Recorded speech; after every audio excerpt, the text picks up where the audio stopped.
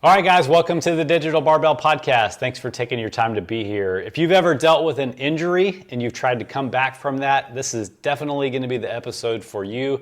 We're going to give you our 4-step framework to come back from injury, and I'm going to kind of walk Blakely through it because she has been dealing with a little bit of a back injury lately, or at least some pain. And let's just say she's not the best at working herself through these kinds of things. So I'm going to coach her through it. This is your first time finding our podcast. My name is Jonathan. As I said, this is my wife, Blakely. Digital Barbell is our online training and nutrition coaching company. We help regular people all over the place get in great shape with common sense training and nutrition that doesn't require fads, restriction, or doing anything crazy. If that sounds like something you're interested in, reach out, or at least just subscribe to this podcast so we start showing up in your feed more often. If you've been following along our journey over the last, I don't know how long, just a quick update, like we cleared out our storage unit. We are no longer paying for storage. The last thing in there was a whole bunch of gym mats and a bunch of exterior stuff. Basically, we destroyed the gym, bringing all that stuff over. But as of now, it looks like the gym is fully functional again. Yesterday, we just went in there and we're getting this gym. We're taking this gym back over, and we got everything put away. It's amazing. So we got more gym mats laid out. We still have a few more things. I ordered some wall ball hangers and places to put bikes, but it's a usable gym again, and I'm excited for the final product here in a few weeks. Yeah, well, final product for sure, but today will be the first workout back in the gym since we destroyed it, so I'm excited for that also.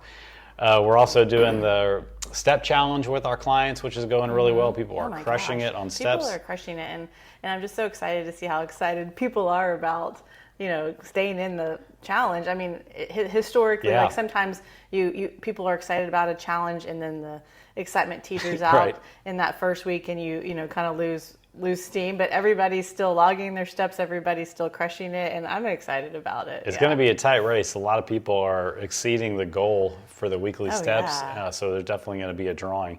Oh, speaking of the prize for the step challenge is our Digital Barbell Summer T-shirts. The design is finalized. We ordered ours some samples so that we can show you what they look like. And then there'll be a 1-week period where you can buy these things, and that's it. So once we have ours in our hand and we can take some pictures and show them to you guys, we will let you know when the window is going to be. Yeah, so I'm excited about them too. They look great. We have two colors in men's, and for the women we have 2 colors in a boxy. It's not a crop. They call it a boxy, shorter shirt that stops right about your pant level. Because I've had these in the past, and then 1 tank. So 2 colors in a shirt, 1 color in a tank, and for the men, 2 colors in the tee. And I really love the design that we came up with. So. Can we tell people kind of what the design is? No, let's save it. Let's save it. Fine. Okay, so I mentioned in the intro that this episode is going to be about the 4-step framework to come back from an injury. Just a little background, Blakely and I have both, most active people or just people who are alive into their 30s, 40s, and 50s, experienced different kinds of pain and injury along the way. I will say though that even though injuries come along with life, and especially if you're somebody who trains and that kind of stuff, you could be a really sedentary person and still deal with these kinds of things that we're talking about in this episode. So the fact that you can have an injury while working out or experience pain while you're working out is not a reason not to do those things. It's just part of getting older. So I just want to throw that out there because a lot of people are like, oh, well, what's the point of even working out if there's a chance of getting injured? Right. Overall, the risk of injury in the kind of training that we do, they've done studies injury rate per 1,000 hours of whatever choose your exercise, running, biking, weight training. Lifting weights is one of the lowest rates of injury you can have. So I just want to throw that out there here at the beginning. And even when we hear from our clients, more commonly people get hurt doing something in their regular life, and then it is affected by what you do in the gym. You're say if you have a low back strain or something like that, you are affected in the gym because you can't deadlift, or you have a knee tweak from excessive hiking or something, you can't squat. Yeah. But we see it reflected in the gym more than in our regular life sometimes. But the injuries generally happen out there in the real world. Yeah, sneezing. That's a common injury. Reaching back for something in the car, loading a lawnmower into the back of a truck. Picking up a kid and twisting around. Right. you can see we're like kind of focusing on back injuries because both of us have had our past with back injuries. Quick recap, like you had a really significant back injury back in 2012. Is that when it was? I was about to say, I think it's been like, it was May of, I can't remember if it was 2012 or 2013, but it's been like about 14 to 15 years since my back injury. So that was like a full herniation of 2 of the discs in your low back, like the very bottom 2, where like the nucleus of the disc actually breaks through the disc, impinges on a nerve, and cuts off the function of what that nerve innervates. So like for you, that meant you lost control of the muscles of your foot. You had weird tingling and pain sensations in the foot that was being innervated by that nerve. So I've had bulge discs in my back also, torn a muscle in my glute. Like all this comes from the experience we've had both in our own life dealing with injuries, and then since we've been coaching people, helping them. And you've had your fair share of upper body stuff for sure, shoulder injuries, tendinitises, elbow pain, all the things, wrist pain, all the tendinitises, basically. Our listeners know about my battles with tendinitis. Okay, so anyway, I'm going to coach you through what to do. So, it was actually when we were in Houston last weekend, you experienced some back pain all of a sudden. Yeah, so I think what has happened is we just started this Let's Run every day and it was actually my great idea, but let's run every day. Let's run a mile every day for 30 days and see how we do, see how our body reacts, see how our running improves. I thought, I'm doing a lot of running already, but we had a treadmill in the gym. I think I can definitely handle a mile a day. Oh yeah, you've done that. Day one, our treadmill breaks. Literally, as I'm starting the run, I almost fell off of it, but I didn't. And so we started running our neighborhood, and we just moved into this house, and we live in the Texas Hill Country, and they don't call it the Texas Hill Country for nothing. The neighborhood is very hilly, and we've struggled to find a flat path. There is no flat path. So I went from running a lot on a treadmill to running on the street and running on hills. I have a history of my hip flexors are just not happy. Like they're very sensitive. They're very sensitive to things like walking fast. I can flare up my hips, like squatting, definitely flare up my hips, and running on hills, flare up my hips. So I think I just made my hips pretty mad, and it reflected in my it showed itself up in low back pain, even though my hip flexors were a little sore. I think they tightened down, and I was feeling a lot of low back pain. I was playing basketball in the driveway with our nephew, and all of a sudden it just that lightning in my back hit. And I was just like, what the heck, you know? And I had lifted my leg up real high to do a trick for him, ball through the leg, and it zapped me, and I couldn't stand up straight. I was like, oh my goodness, it has probably been back when I first injured my back, I was, I rehabilitated it through core work and super slow in air squats, and then, goblet squats, reintroduction to weights. And then I would get setbacks very often during that first, maybe 5 years, 8 years of having my back, a box jump would trigger it or something like that. And then I've really been for the last 7 years, zero. I feel invincible now. I can do anything. I can pick up anything. And I was just shocked by this. I was like, what? This is back to how I used to feel, where the kids were pick me up, and I'm like, I can't pick you up. I hated that. I think that's a great segue into what should you do in the moment that you feel that, because that is a critical time in your recovery process. So what I would coach you to do is follow step 1 of our framework, which is number 1, don't freak out. I knew you were going to say don't freak out. And I honestly, I think if I was home and it had happened here, I probably would have freaked out. But I think being in the environment I was in with the kids, and I couldn't freak out. Yeah. And I'm just okay, let's go to the park. Let's play. I kept having to keep moving. And I think that really helped me to not freak out. So there's 2 parts of why not freaking out helps. On the physical side of things, we'll start with the emotional. There's a huge part of pain that is psychological, controlled by your brain. Of course, pain can be a result of something mechanical or physical in your body, in a joint, in a muscle, all those things. But there's a loop that goes on with your brain that can create pain also. So if you immediately start to catastrophize what's happened, fearing the worst, having all these thoughts like about what your future might be, that can kind of start this negative feedback loop, which can create more pain and prevent you from getting out of pain. So that's the psychological side of not freaking out. I think one thing I fall into in that realm is like, I have to know why, and you sometimes you don't know why. You don't know exactly what was the cause. Was it the running on the hills? Was it sitting in a car for 4 hours or so? Literally we ran that morning and then went and sat in the car. Was it squatting earlier in the week? Was it the humidity level in the air? You go through so many things in your head because you eat same thing, like you eat something and you get sick. You're like, I need to know what it was because I never want to do that again. Yeah. It's like that same, like I fall into that, and I've been taught for a week now. I've been like, maybe it was this. Yeah. Okay, so that's why the psychological side of not freaking out matters. The second part of it is the physical side. If you freak out, you're going to automatically immobilize yourself because you're afraid you're going to make things worse.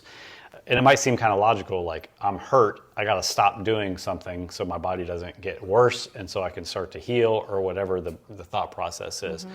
But immobilizing yourself does some negative things on the physical and the psychological side. You're immediately putting the body into like a rigid state where the muscles are going to have a better chance of just tightening up.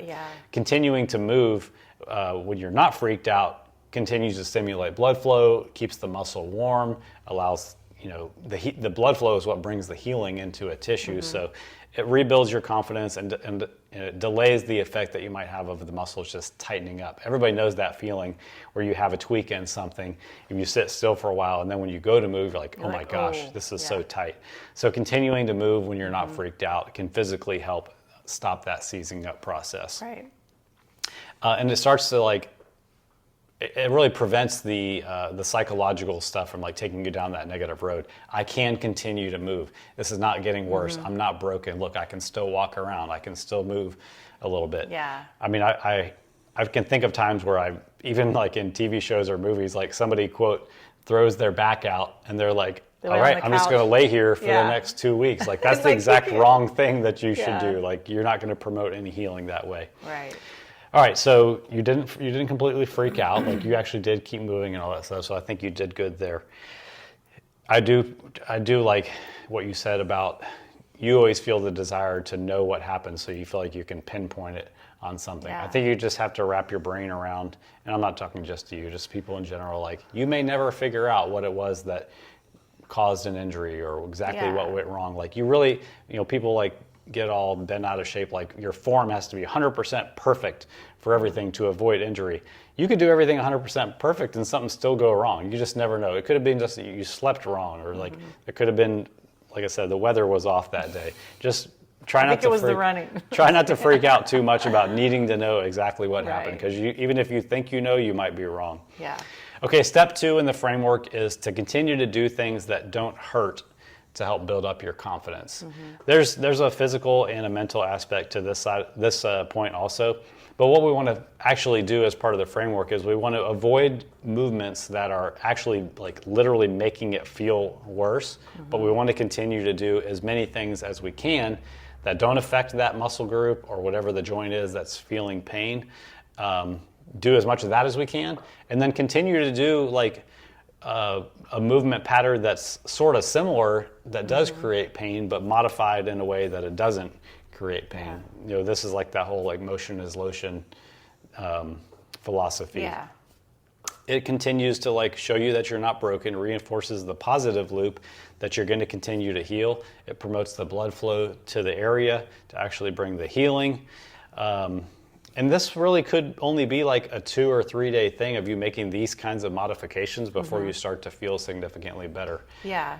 What do you remember, what you did in the next couple days after you felt that initial pain that kind of go along with this step of continuing to move in ways that you can, and then continuing to do things that were kind of painful, but not in a way that makes it worse? Yeah. I think just continuing to stay upright, stay active with the kids, to keep walking, do things like that. I took 2 days off of running, and then I was able to I was like walking with you, and then I was able to run again when we were on the flatlands of Houston. Yeah. And it felt okay there. Yeah. Doing that. Just just take it slowly. Don't try to set any like PRs or whatever. Just get through it, and it was okay. Yep.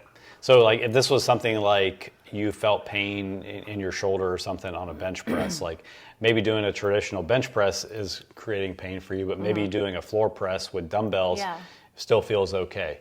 Or maybe doing a push-up feels okay, but you can't load a barbell. Like continue to do things that don't hurt to build confidence, feeds into the mental side of the healing and the physical side of the healing. Back when I was dealing with my back injury back in the day, once I had recovered a little bit and was like actually using weights again, I kind of knew the list of things I could do. Like, maybe a strict press felt like it was going to be okay, but it actually like put the pressure on my back and I was avoiding that. But, I could do like a seated Arnold press and be okay. Yeah. I could do a bench press and be okay. I couldn't do a deadlift, but I could do a lunge. And just, I kind of had the list in my head, and then, I would let some time go by, and then, okay, let's reintroduce the standing press. Oh, okay, that feels okay now, Yeah. All the while like working on like in my case, I was really working on developing my core strength so that I like didn't have this type of injury again. I could be stronger in my core to help protect my back.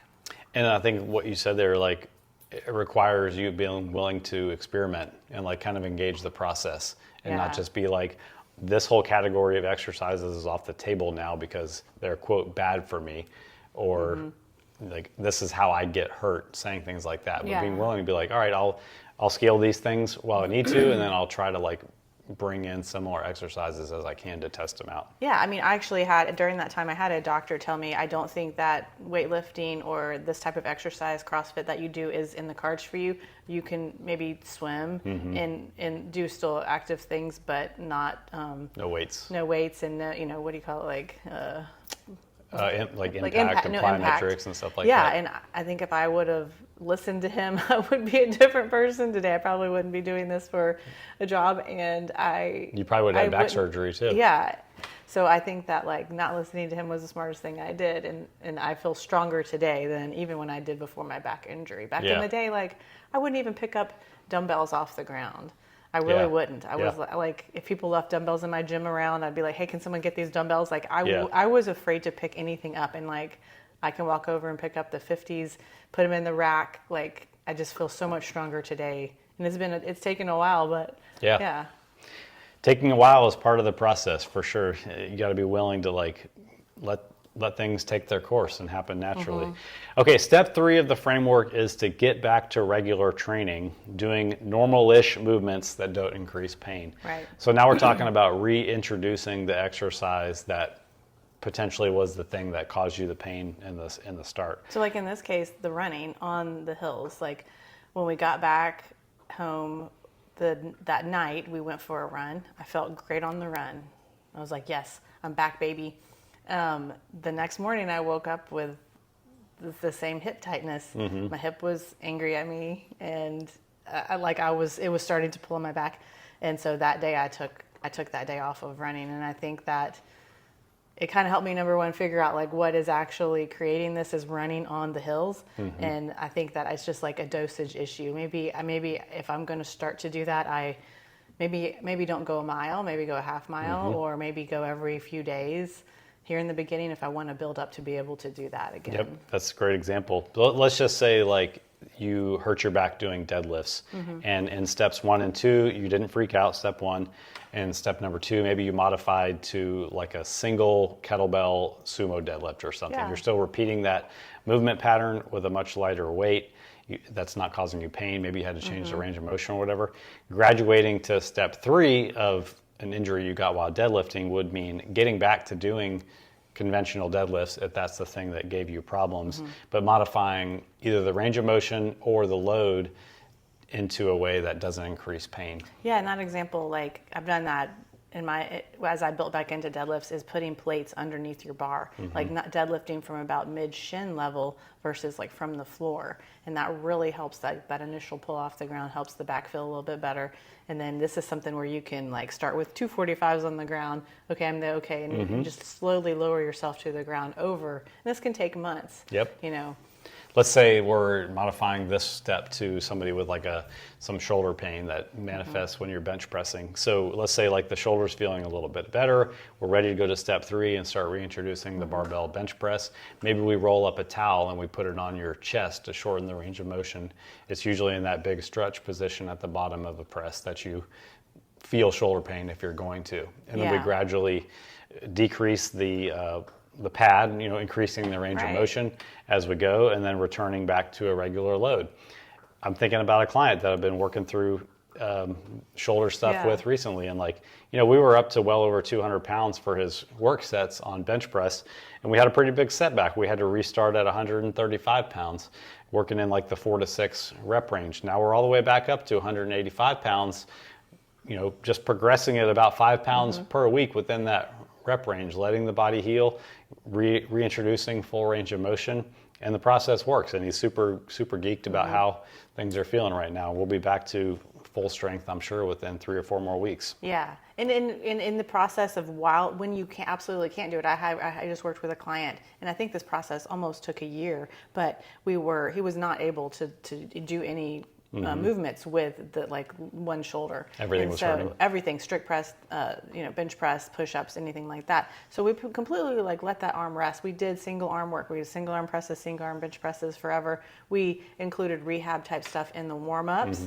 that were helping. And then, every few months we were retesting that. Okay, I can do 10 or 15 pounds on this side. I can do 35 on this side. Yeah. And then if you continuing along, if there's any setback, we're dropping that arm again, we're going to do single arm, and then eventually now it's like full recovery, bench pressing again, strict pressing again, push-ups again, burpees again. So it's just this it's a longer process, and you're just listening to your body throughout and being like, okay, I can do this, I can't do this, let's I think a big part of rehab, and I don't want to make any the physical therapists that listen to this mad, but the super light banded external rotations and the physical therapy type exercises that a PT has you do for 3 months to heal you are probably not the actual thing that healed you. It's the fact that you changed the load that you were using, when you felt the pain in the first place, and you avoided re-aggravating the injury, and you gave your body time to heal while you were doing those silly PT are helping, exercises. You're stimulating blood flow. In a warm-up, that's what we were doing. I was spend your warm-up time doing the PT that you were given, and then let's move on to the bench press, even if it's single arm, and then we'll eventually introduce the light weights. I guess the thing that I want to say is, if your goal is to get back to regular training, and I think it should be to get back to regular training, you need to work as quickly as possible to reintroduce the normal exercises that you're going to be doing as part of your training as quickly as you can in the rehab process. If you go to a physio and they're like, you need to do these 10 rehab exercises for the next 3 months before you get back to doing any kind of, dumbbells or barbells or gradually increasing the weight or anything like that, I don't think that's the right approach. I think you can overlap some of those PT things, do them in your warm-up like you talked about, but then experiment as quickly as you can with the real stuff, because you'll be shocked how much faster you heal when you give your body a little bit more challenge. That's the thing, that the same thing that makes you heal from an injury is the same thing that makes you stronger. It's that stress recovery adaptation cycle. So if you completely avoid stressing even an injured area, it's not going to have the reason to adapt and to get stronger. That's where, paying attention to pain and having a coach to guide you, with pushing you into trying the things that you need to be trying to cause the adaptation. It's left on your own, if you're just going to completely rest until you think it's better, not only are you going to lose a lot of strength in that process, but it's going to take forever to heal because you're not doing the thing that causes the adaptation. Side rant over on that one. Okay, that was step 3, getting back to training, doing normal-ish movements that don't increase pain, gradually increasing the range of motion, that kind of stuff.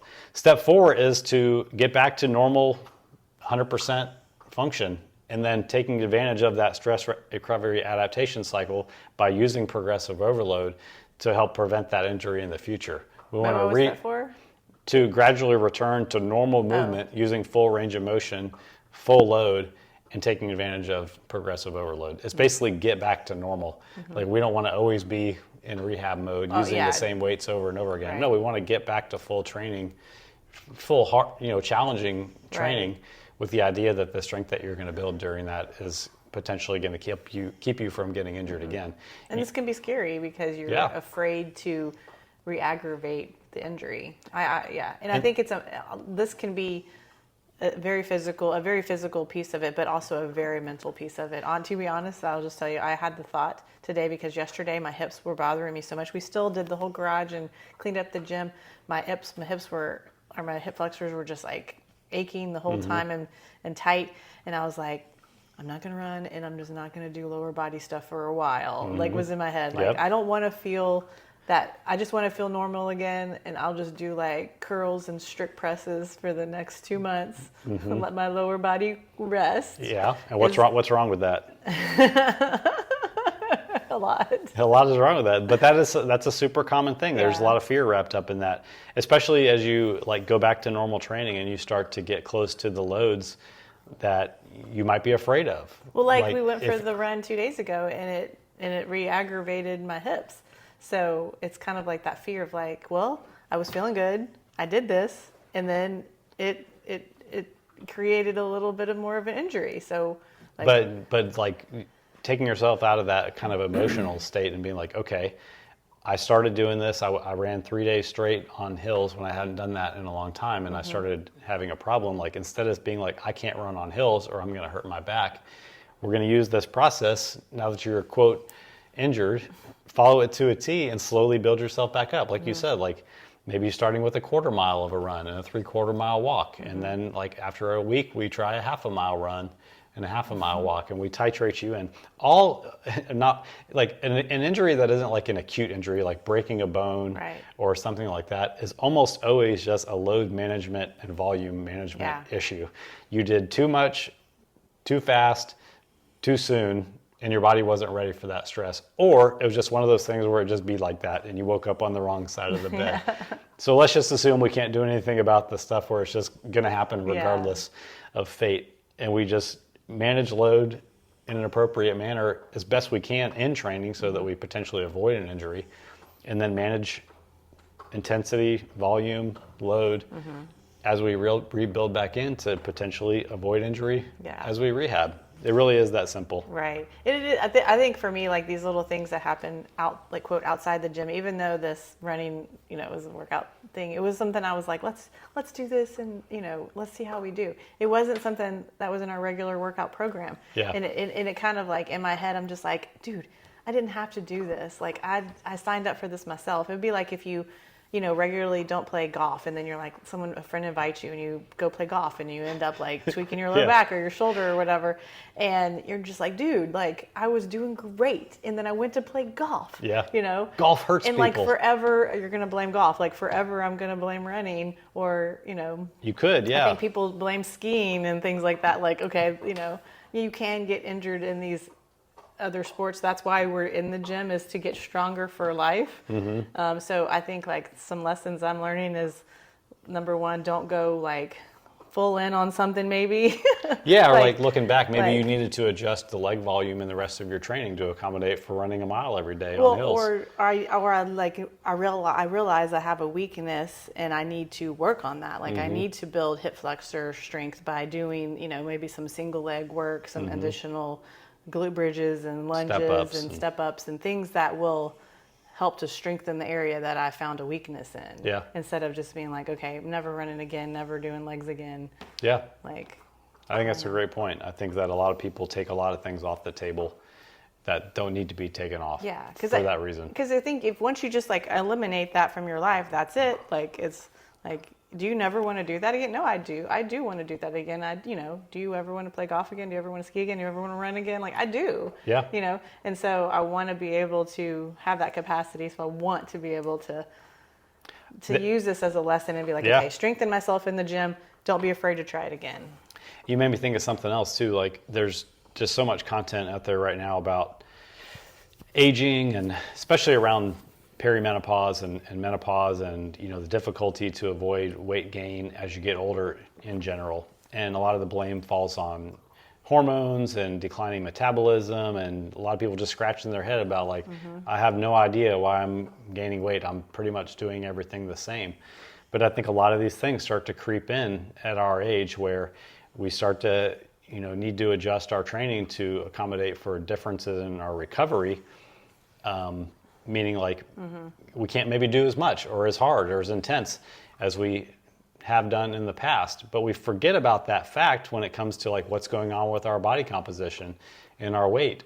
Yeah. We like self-regulated our effort level in the gym and our activity and our consistency and all that kind of stuff, and that does play a huge factor not only in your metabolism but just how your body composition changes as you get older. Like with all the physical stuff that we've been doing on the house and not having the same amount of time to train recently, like I've seen negative changes in my body composition over the last couple of months. Still training and all that stuff, but not the same volume and intensity and frequency that I have for the last 5 years. So when I look back at pictures of myself from 3, 4, 5 years ago, like my body composition isn't as good. And it'll be easy for me turning 48 in a month to say like, this is just what happens.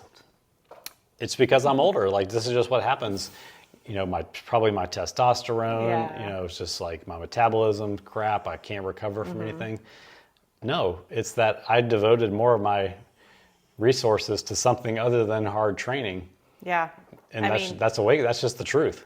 I had a realization that as we were living full time in the camper, like I was noticing myself gaining weight, and I was like, the first time I was like, did the spring reset with Haley's group of the nutrition reset. Yeah. And like that, okay, that helped me. And then like I would see it I would gain a little bit more weight again and things like that. And it was, now that we've been in the house, I've noticed that I've kind of lost that, like leveled out to where I used to be. Yeah. And it's the extra activity level. In the camper, we were just not getting the activity that you get just living in the house in daily life. Even though we could be going somewhere where we did hikes and things like that active, it wasn't every day. Yeah. Or just like a part of a day. It was a part of a day, and then the rest was sitting, or we'd walk the dogs and then the rest was sitting. There's just, the activity level was so much lower for that year and a half of like, and it was just easier when you live in a place with more space to get more activity, to be honest. We've gone off a side tangent here, coming back from injury, but like it would be very easy to at where you're at in your whatever cycle to be like,